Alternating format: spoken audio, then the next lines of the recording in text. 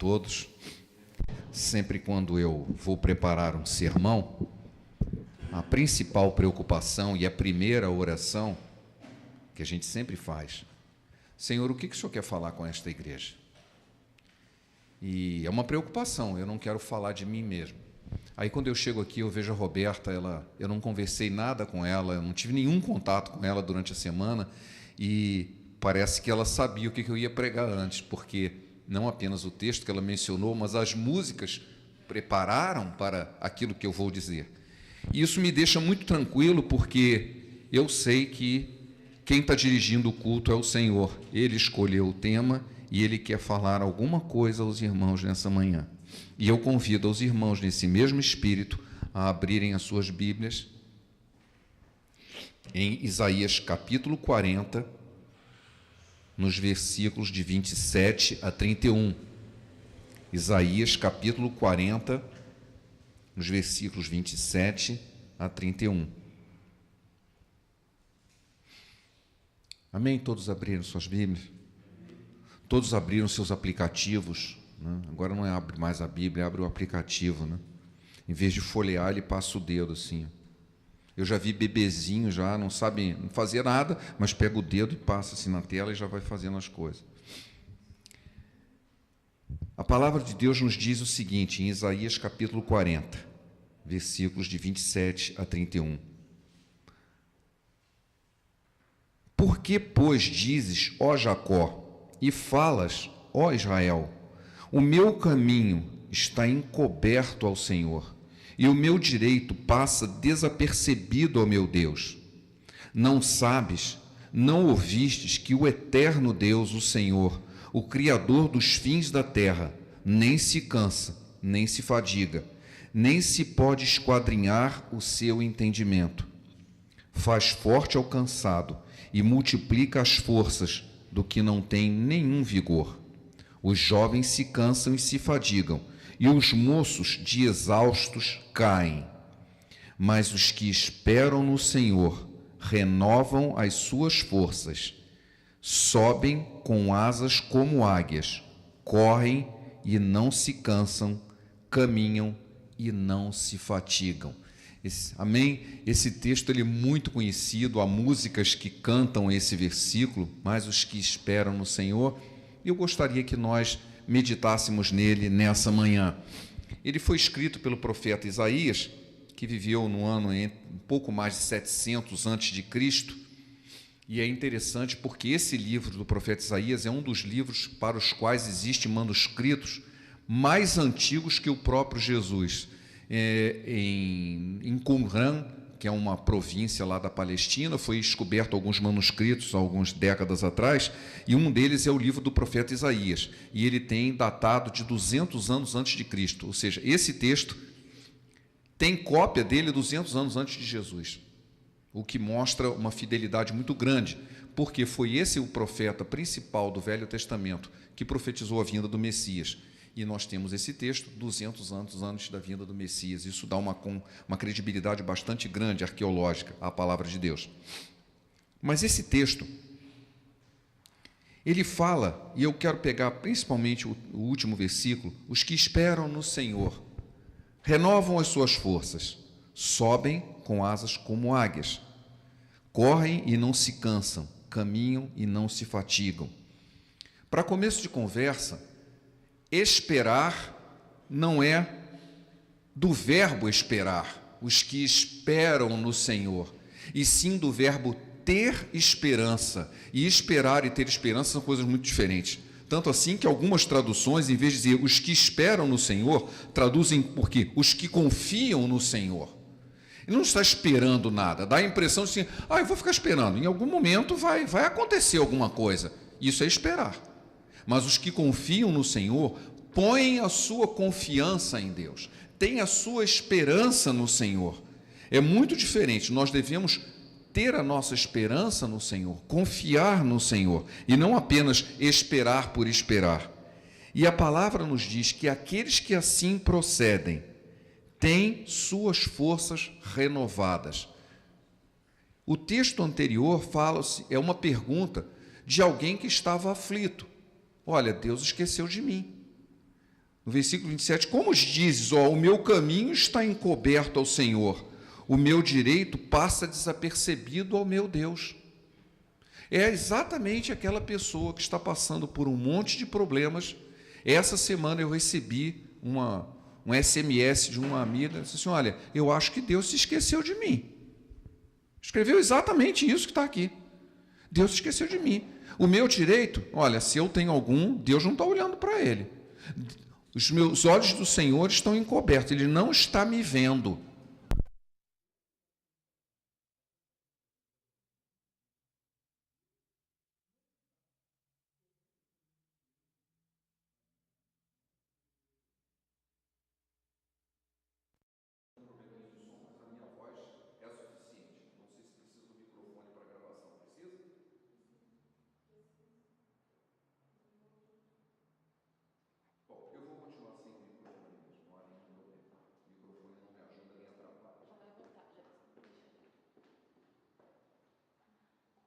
As pessoas sentem que foram abandonadas por Deus, estão esquecidas de Deus. E tem essa sensação de que Deus é incapaz de vê-la, é incapaz de fazer alguma coisa. Num outro texto do profeta Isaías, ele diz o seguinte: eis que não está encolhida a mão do Senhor para que não possa te alcançar. O poder de Deus não se extingue. Olha, a energia está baixa, a energia da bateria divina está baixa, precisa recarregar. Isso não é o caso. Por isso que o texto diz assim, olha, aquele que fez todo o universo, aquele que fez até os confins da terra, ele não se cansa. A energia de Deus não tem fim. Não é porque ele acabou a energia dele que você está sem a força dele. O texto que nos dá o caminho para isso diz assim, não se pode esquadrinhar o seu entendimento. Deus sabe o que faz, embora muitas vezes não entendamos ou nem talvez gostemos muito do agir de Deus, mas Ele vai agir do jeito dele. Essa semana nós tivemos uma reunião maravilhosa dos homens e um dos irmãos trouxe um testemunho muito bacana em que ele disse que ele estava orando ao Senhor e ele levava o problema junto com a solução. E ficava muito frustrado, porque ele ia orar para Deus, ele apresentava o problema junto com a solução.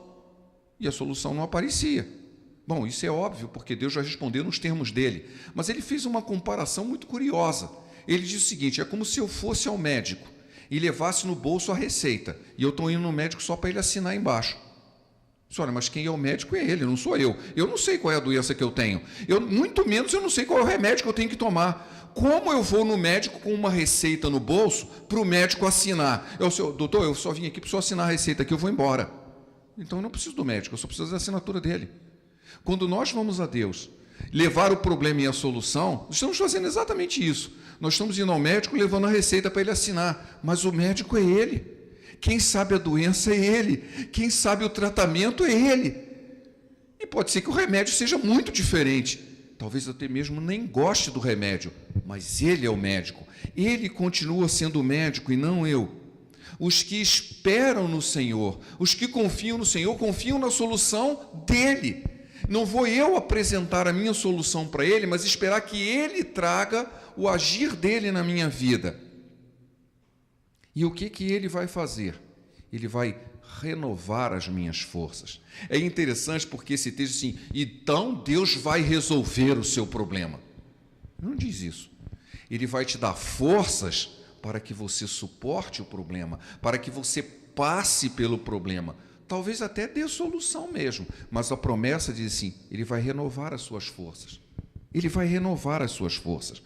Você vai ter forças renovadas. Então, será que eu vou ficar mais musculoso? Será que em vez de eu pegar um peso de 25 quilos, eu hoje estou pegando 45 quilos? Tenho feito musculação há muito tempo. Será que a partir da semana que vem, como eu confio no Senhor, em vez de 45, eu vou levantar 100? Não, não é isso que ele está dizendo. Ele não está se referindo à força muscular. Um texto para nos esclarecer bem está em Efésios, e eu convido os irmãos para abrirem as suas Bíblias. Em Efésios, no capítulo 3, no versículo 16, ele fala com um pouco mais de detalhes sobre isso. Efésios 3, versículo 16, nos diz assim, de quem todo o corpo, bem ajustado e consolidado pelo auxílio de toda a junta, segundo a justa cooperação de cada parte. Eu estou lendo o 4, me desculpem. Versículo 16. Para quem, segundo a riqueza de sua glória, vos conceda que vos sejais fortalecidos com poder, mediante o seu espírito no homem interior. Fortalecidos com poder. A palavra poder, que é usada no grego original da Bíblia, tem duas vertentes. Uma se chama dunamis, outra se chama exousia. Exousia significa autoridade, que normalmente é traduzida por poder. E dunamis é a raiz da palavra dinamite, poder interior. Essa palavra aqui de Efésios 3,16 é dunemei, poder interior. Deus está lhe dando um poder interior para que você renove suas forças, ânimo, forças de assim, ó, eu sei que o Senhor reina, eu estou passando por uma situação, mas eu vou sair dela. O Senhor está comigo, vai dar tudo certo, eu vou aguentar, eu vou renovar o meu espírito, não vou ficar com o espírito abalado, porque em mim há uma força interior, um dunamis, que veio de Deus, que veio do Espírito Santo, e me renova a vontade de viver, a vontade de lutar, a vontade de continuar, a vontade de persistir. O Senhor renova as forças de quem confia nele, ele te dá poder interior. Também diz que subirão com asas como águias. Algumas pessoas gostam de parafrasear isso assim de uma maneira muito poética, mas eu sou muito pragmático. Sendo engenheiro, eu olho de um jeito bem mecânico isso. Você já viu a águia, como ela sobe alto? Você já esteve no alto e olhou para baixo? A perspectiva é totalmente diferente. Quando você está em cima e olha para baixo, você vê um quadro diferente. Quando você está numa tempestade, e para quem viaja de avião sabe disso, você decola, aquela turbulência, aí ele atravessa a nuvem. Quando ele passa da nuvem, ele olha para baixo, outra visão, é outra visão. A tempestade ficou lá embaixo, eu estou acima dela. Quem sobe como águias tem uma perspectiva diferente da situação. Você vê a situação de forma diferente. Algumas vezes eu tenho até dito, se você quer ver uma cidade, não basta só você ver as fotos das paisagens, olha a vista de cima. Tem até um programa atualmente muito famoso na televisão, que está fazendo bastante sucesso, se chama O Mundo Visto de Cima. São vistas aéreas de alta definição das cidades, dos lugares, e você tem uma visão totalmente diferente, uma perspectiva totalmente diferente. Nossa, eu nunca imaginei que pudesse ser tão bonito aquilo, ou que pudesse ser tão diferente aquela situação.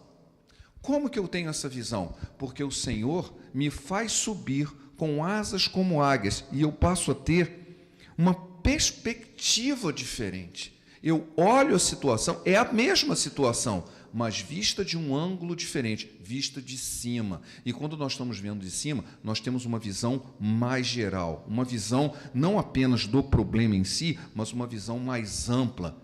E você tem não apenas uma visão diferente, mas isso te traz uma perspectiva diferente no seu coração, e isso conforta o seu coração, te consola e ajuda a se fortalecer. Não, agora eu tenho uma visão geral do problema maior. Deus está no controle. Deus está no controle. E eu posso dizer, como em Romanos 8, 28, todas as coisas cooperam juntamente para o bem daqueles que amam a Deus, daqueles que são chamados segundo o seu propósito. Não diz que todas as coisas são boas, diz que todas as coisas cooperam para o bem. Nem tudo que é bom é para o bem. Muita coisa boa não é para o bem, né? Algumas pessoas dizem que chocolate é bom e nem sempre é para o bem, porque engorda. Bom, e engordar não é bom, não faz bem. Então, nem tudo que é bom é para o bem, assim como nem tudo que é ruim é para o mal. Pode ser que seja ruim passar por determinadas situações. A própria palavra de Deus, em vários salmos, assim, foi bom eu ter passado pela aflição, fortaleceu a minha fé, me fez conhecer mais o Senhor, me fez chegar mais perto de Deus. Foi bom eu ter passado por isso, eu aprendi. As pessoas mais velhas olham as aflições dos mais novos, o cara está desesperado assim, Isso vai passar. Não, isso vai passar. Como é que eu sei? Porque eu já vivi isso, já passei. Algumas pessoas dizem que a melhor maneira de consolar uma viúva é outra viúva. Ela já passou por isso. Vai passar. Ah, mas está doendo muito. Eu sei, eu também já senti essa dor. Então, essa pessoa, ela já viveu aquela experiência. Todas as coisas cooperam juntamente para o bem daqueles que amam a Deus, daqueles que são chamados segundo o seu propósito. Mas você só consegue ter essa visão se você tiver uma visão de cima, uma visão ampla, diz assim, todas as coisas cooperam juntamente, não uma só. Uma só pode doer, uma só pode parecer muito ruim, uma só pode me deixar totalmente confuso e, gente, para onde que eu estou indo? Mas quando você olha o pacote como um todo, como elas se interrelacionam, cooperam juntamente para o bem daqueles que amam a Deus. Só quem tem uma visão de cima, uma visão assim, eu estou vendo o panorama maior. Deus está no controle. Estou sendo fortalecido pelo Senhor e eu sei que todas as coisas cooperam para o bem daqueles que amam o Senhor, daqueles que são chamados segundo o seu propósito. As nossas forças são renovadas. Ele faz uma comparação de que mesmo o indivíduo jovem, se ele ficar correndo, ele se cansa e cai. É verdade. Ninguém tem força infinita. Recentemente nós tivemos a maratona aí de São Paulo e eu fico impressionado de ver aquelas pessoas, eu fico cansado só de ver aquelas pessoas correndo. Você fica 10 minutos vendo aquela pessoa correndo e já fica cansado só de ver. E corre. Mas eles estão preparados. Se você fizer isso, você não aguenta correr 10 minutos. A velocidade média de um maratonista é mais alta do que se eu corresse minha velocidade máxima. Isso é a velocidade média deles. Não correndo. Eles estão preparados para isso. Eles se prepararam muscularmente. Seu metabolismo está preparado para consumir o açúcar do corpo numa certa taxa, porque se consumir mais rápido, o açúcar acaba e a pessoa desmaia. É o que o texto diz. Os jovens cansam e caem. Eles desmaiam. O açúcar do corpo acaba. Esses indivíduos são magrinhos. Você não vê nenhum gordão correndo uma maratona. Não vê. É só indivíduo magrinho. Já viu um cara gordão? Pede um Usain Bolt para correr uma maratona. Ele não aguenta. Ele não é preparado para isso. Mas aquelas pessoas magrinhas, o metabolismo dela foi treinado para correr. Parece que não cansa nunca. Não acaba nunca aquela energia. Que coisa impressionante. Aqueles que esperam no Senhor terão as suas forças renovadas, correrão e não se cansarão. São maratonistas da vida. Não vão se cansar nunca, porque o Senhor renova suas forças. Ele renova suas forças por causa da presença do Espírito Santo que está em nós. Uma das coisas que eu acho muito legal, tem um livro muito famoso, dizem, né, que é o segundo livro mais lido do mundo depois da Bíblia. Chama-se O Peregrino. Quem ainda não leu está perdendo, devia ler. O livro deve ter mais ou menos uns 300 anos que ele foi escrito. E eu tenho a versão dele ilustrada. E uma das cenas fala do serviço de Jesus na nossa vida e o serviço de Satanás tentando apagar o fogo do Espírito em nossa vida. Então tem uma cena muito engraçada que é desenhada por um artista, né? É uma sala que ela é dividida por uma parede e tem uma lareira ali queimando. De um lado está Jesus despejando óleo no fogo para ele queimar mais. Do outro lado tem Satanás jogando água para tentar apagar o fogo. E quanto mais água ele joga, mais Jesus derrama o óleo e mais o fogo cresce. Porque esse fogo é o fogo do Espírito. Satanás está jogando água para apagar e o Espírito está colocando o azeite para queimar.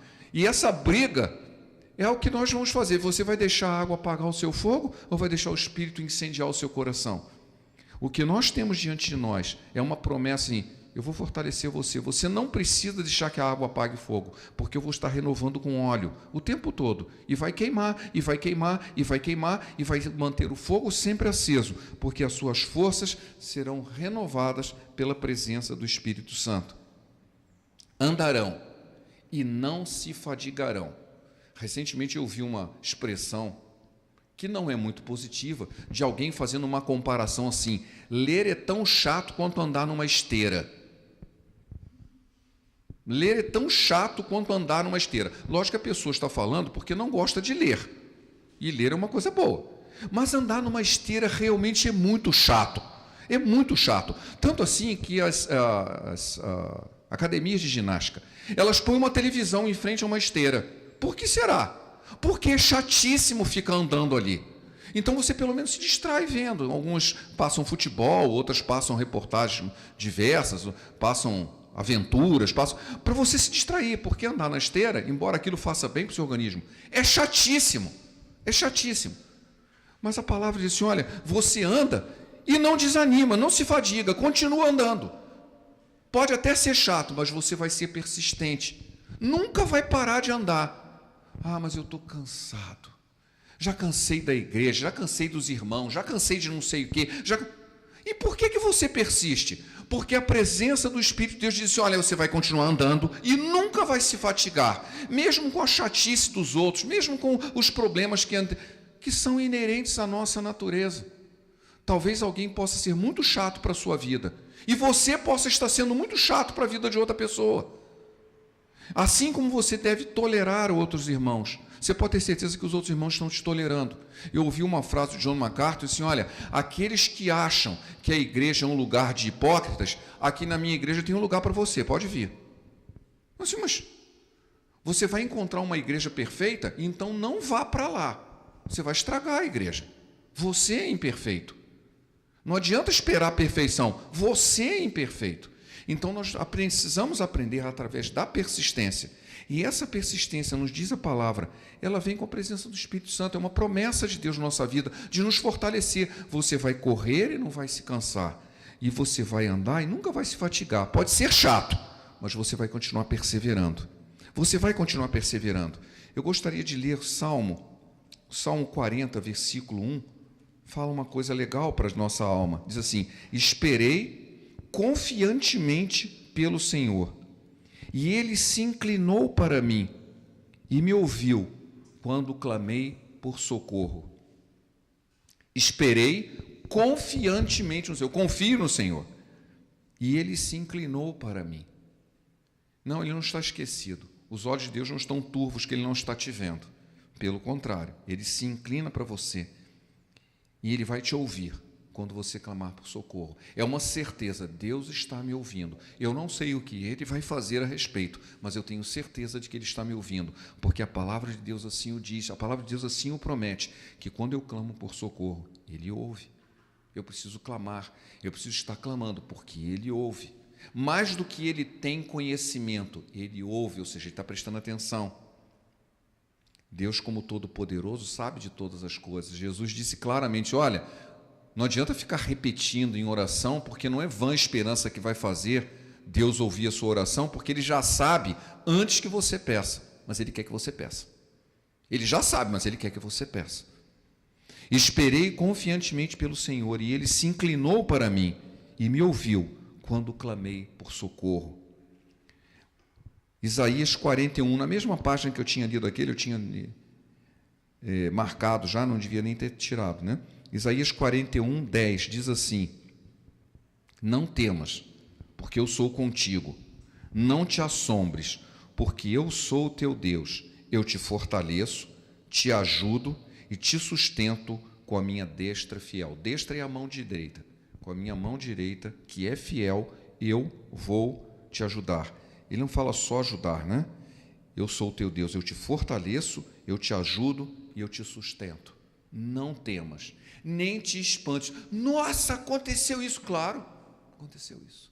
Essa semana eu ouvi um testemunho de um milagre maravilhoso e eu gostaria de deixar esse testemunho aqui com os irmãos.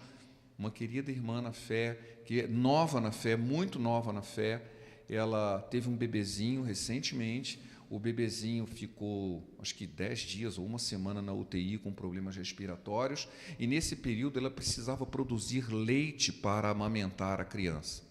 Só que tinha um problema. Ela já tinha 2 filhos antes, e por uma questão não apenas estética, mas por uma questão médica, ela teve que fazer redução de seios. E ela usou a palavra, foi uma redução bastante radical, ou seja, quando reduziu os seios, ela tirou as glândulas mamárias. A maior parte das glândulas mamárias, ela não estava apta a produzir leite. E as enfermeiras disseram, olha, você tem que estimular a mãe, a vida do seu filho depende disso, você tem que produzir leite. E ela ficava dando massagem, vinha e dava massagem, e não saía nada, né? E o filho lá na UTI precisava de leite. E ela dando massagens, que os seios já estavam todos doloridos, dando massagem, até que ela resolveu fazer uma oração. Parece, é impressionante isso, como eu já ouvi isso de outros testemunhos. A gente se aflige, a gente faz, de repente, assim, por que eu não orei a respeito? E ela fez uma oração simples, mas uma oração muito tremenda. Ela disse assim: Senhor, antes dele ser meu filho, ele é teu filho. O Senhor precisa me dar condições de eu cuidar dele. Foi só essa oração, simples assim. Ela terminou de orar, olhou para baixo, os seios pingavam leite.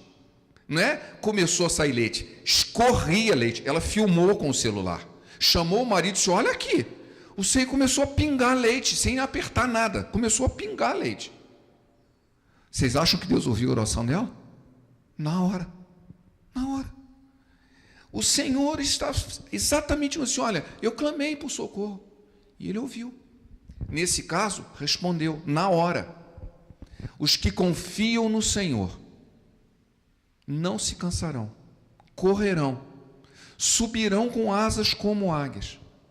Eles poderão até andar, mas nunca se cansam, porque a presença do Senhor está com eles, amém? Eu gostaria de deixar como último Colossenses 1:11 para terminar a nossa mensagem. Colossenses 1:11 diz-nos o seguinte: sendo fortalecidos com todo o poder, segundo a força da sua glória, em toda perseverança e longanimidade com alegria, dando graças ao Pai, que vos fez idôneos à parte que vos cabe da herança dos santos da luz. Sendo fortalecidos com todo o poder, segundo a força da sua glória, em toda perseverança e longanimidade com alegria, dando graças ao Pai, que vos fez idôneos à parte que vos cabe da herança dos santos na luz. Essa é uma parte da herança que nós temos. E Deus está conosco, amém? Ele vai nos fortalecer e vai nos dar condições de suportar todas as situações que a vida nos trouxer, para a glória dEle, para nos trazer sempre na presença dEle. O Senhor fará com que subamos como asas, como águias, e nos fortalecerá. Caminharemos, correremos e não nos fadigaremos. Perseveraremos na fé nele. Amém? Vamos orar?